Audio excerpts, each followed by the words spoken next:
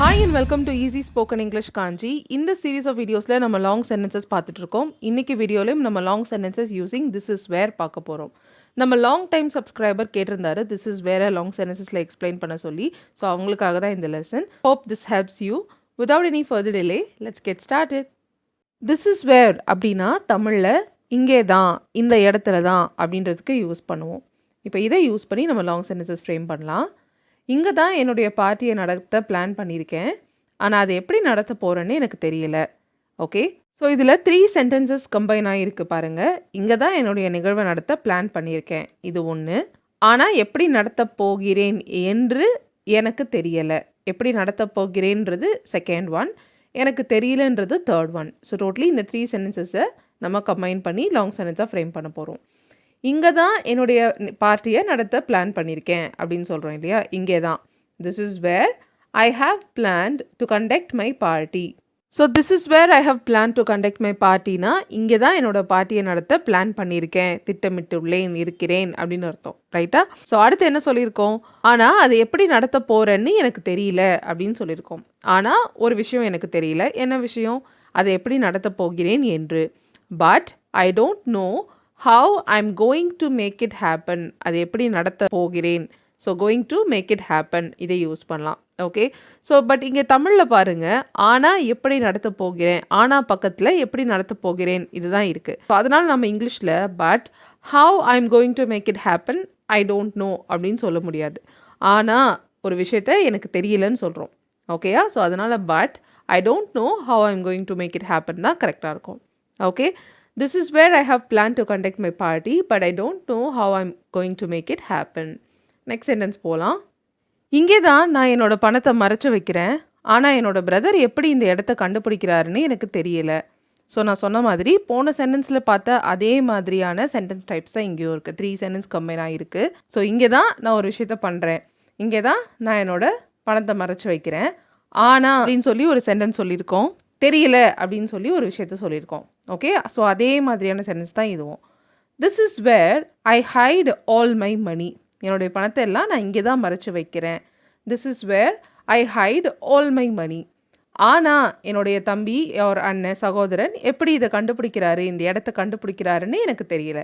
So again நான் அங்கே சொன்ன மாதிரியே பட் ஐ டோன்ட் நோ தான் போடணும். But I don't know how my brother finds this spot. How my brother always finds this spot. எப்போவுமே எப்படி இதை கண்டுபிடிக்கிறாரு அப்படின்றதால ஆல்வேஸ் போட்டுக்கலாம், இல்லை இல்லாமலும் சொல்லலாம். Okay, so this is where I hide all my money but I don't know how my brother finds this spot. அடுத்த sentence போகலாம். இங்கே தான் என்னுடைய பெற்றோர் வசிக்கிறாங்க, ஆனால் அவங்க கூடிய சீக்கிரம் வெளிநாட்டுக்கு செல்ல திட்டமிடுறாங்க. அது எவ்வளோ கஷ்டமாக இருக்கும்னு நீங்கள் நினைக்கிறீங்க. ஸோ இதே மாதிரி ஒரு சுச்சுவேஷனில் இருந்த ஒரு பர்சன் என் ஃப்ரெண்டுக்கிட்ட நான் இது கேட்குறேன். ஸோ இந்த மாதிரி என் பேரண்ட்ஸ் வந்து ஃபாரினுக்கு மூவ் ஆக போகிறாங்க, அது எப்படி எவ்வளோ கஷ்டமாக இருக்கும்னு நினைக்கிற, உன்னுடைய ஒப்பீனியன் சொல்லு, உனக்கு எப்படி இருந்துச்சு, அந்த மாதிரி ஒரு சென்டென்ஸ்னு வச்சுக்கோங்க. ஓகே, ஸோ இங்கே தான் என்னுடைய பெற்றோர் வசிக்கிறாங்க. This is where my parents live. ஆனால் அவங்க வெளிநாட்டுக்கு செல்ல பிளான் பண்ணுறாங்க அப்படின்னு சொல்கிறோம் இல்லையா. But they are planning to move to a foreign country. This is where my parents live, but they are planning to move to a foreign country very soon.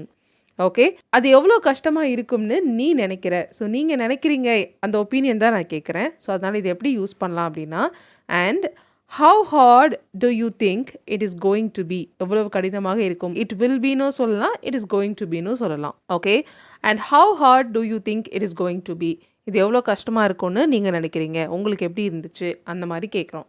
So இந்த மாதிரி ஒப்பீனியன் கேட்குறதுக்கான தனி lesson நான் already போட்டிருக்கேன். How do you think, why do you think, what do you think, இந்த மாதிரி. So அந்த வீடியோவோட link நான் மேலே ஐகார்டில் அட்டாச் பண்ணியிருக்கேன், கண்டிப்பாக செக் அவுட் பண்ணி பாருங்கள். ஆல் ரைட், அந்த நெக்ஸ்ட் ஒன். இங்கே தான் என்னுடைய சிஸ்டர் வேலை பார்க்குறாங்க, ஆனால் இங்கே செக்யூரிட்டி ரொம்ப ஸ்ட்ரிக்டாக இருக்கிறதுனால என்ன கூட உள்ளே அலோவ் பண்ணுறதில்ல.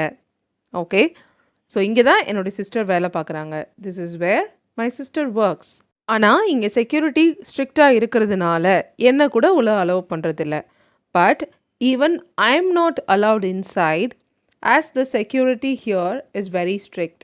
ஓகே, பட் இதில் வந்து பார்த்தீங்கன்னா இப்போ இதுக்கு முன்னாடி நம்ம பட் யூஸ் பண்ணி 2 சென்டென்சஸ் பார்த்தோம். But I don't no how I'm going to make it happen, but I don't know how my brother finds this spot. இதுவும் பார்த்தோம். இந்த இடத்துல நான் சொல்லியிருந்தேன் பட் பக்கத்தில் ஐ டோன்ட் நோ தான் எழுதணும் அப்படின்னு சொல்லி. இந்த சென்டென்ஸில் பார்த்தீங்கன்னா but even I am not allowed inside as the security here is very strict இப்படியும் எழுதலாம். இல்லைனா but as the security here is very strict even I am not allowed inside. Okay, இதில் நீங்கள் மாற்றியும் எழுதலாம்.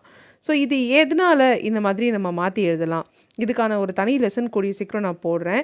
இது வந்து adverb clauseன்னு சொல்லுவோம். adverb clause வந்து சென்டென்ஸோட பிகினிங்லேயும் எழுதலாம், கடைசிலையும் எழுதலாம். அந்த ரீசன் தான். ஸோ இப்போதைக்கு நான் இந்த மாதிரி ஷார்ட்டாக சொல்லிக்கிறேன். பட் இதை பற்றின டீட்டெயில் லெசன் நான் சீக்கிரமாக அப்லோட் பண்ணுறேன். அந்த last sentence for today is, இங்கே தான் தேஜா எப்போதுமே உட்காந்துருப்பான், ஆனால் அவன் வேறு இடத்துல உட்கார்றதுக்கு எப்படி மனசு மாறினான்னு யாராலையும் புரிஞ்சுக்க முடியல. ஓகே, ஸோ என்ன சொன்னாலும் தேஜா அந்த பிளேஸை விட்டு மாறவே மாட்டான். ஸோ எப்படி மனசு மாற்றி அவன் வேறு பிளேஸில் உட்காந்தானே யாருக்குமே புரியல அப்படின்னு சொல்லி பாஸ்டில் நடந்த மாதிரி சொல்கிறோம். Okay, so this is where Teja always used to sit. So தேஜாவோட ரொட்டீன் அது, பாஸ்ட் ரொட்டீனுக்கு நம்ம யூஸ்டு டு யூஸ் பண்ணலாம் இல்லையா. ஸோ தேஜா எப்போவுமே இங்கே தான் உட்காந்துருப்பான். This is where Teja always used to sit. ஆனால் வேறு இடத்துல எப்படி உட்காரத்துக்கு மனசு மாறினான்னு யாருக்கும் புரியல. But nobody could understand. யாருக்கும் புரியல. என்ன புரியல? how he changed his mind. அவன் மனசை எப்படி மாற்றினா வேறு இடத்துல உட்காரத்துக்கு. how he changed his mind to sit elsewhere or somewhere else. Okay, எது வேணால் யூஸ் பண்ணலாம், elsewhere or somewhere else. Okay, this is where Teja used to sit always, இல்லைனா always used to sit, but nobody could understand how he changed his mind to sit elsewhere. So that's all to do with today's lesson. இந்த lesson உங்களுக்கு புரிஞ்சிருக்கும்னு நினைக்கிறேன். So the bottom line is, this is where அப்படின்னா இங்கே தான், இந்த இடத்துல தான் அப்படின்னு சொல்கிறதுக்கு தான் யூஸ் பண்ணுறோம். அண்ட் இந்த வீடியோலேருந்து நம்ம புதுசாக ஒரு லெசன் வந்து சீக்கிரமாக பார்க்க போகிறோம். கிளாஸஸ் பற்றி நான் ஆல்ரெடி நிறைய லெசன்ஸ், பேசிக்ஸ் எல்லாம் நிறைய லெசன்ஸ் அப்லோட் பண்ணியிருக்கேன். பட் வேறு மாதிரி இன்னும் சிம்பிளாக கிளாஸஸை வந்து நான் சொல்லிக் கொடுக்கலான்ற ஐடியாவில் இருக்கேன். ஸோ கூடிய சீக்கிரமே the new version of basics of classes வந்து நீங்கள் பார்க்க போகிறீங்க நம்ம சேனலில். So please stay tuned. Thank you so much for watching this lesson till the very end. I'll see you all in the next lesson. Till then, take care and bye.